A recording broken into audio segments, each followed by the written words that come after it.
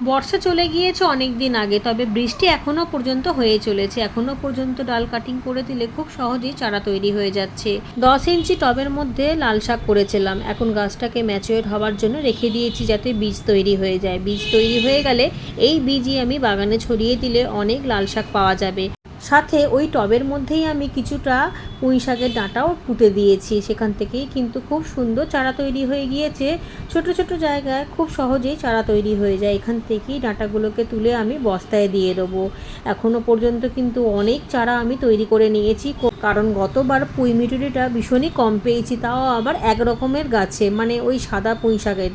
এবারে যেহেতু আমার বাগানে লাল পুঁই শাকও হয়েছে, সুতরাং দু রকমের গাছেরই পুঁই মিটুলি আমি কিন্তু পেতে চলেছি। এই দেখুন, দু রকমের গাছ খুব সুন্দরভাবে বেড়ে গিয়েছে, তাই বাগানের বিভিন্ন জায়গাতে আমি দু রকমের গাছ একসাথেই করেছি। বৃষ্টির জল পড়াতে গাছগুলো আরও সুন্দর হয়ে গিয়েছে।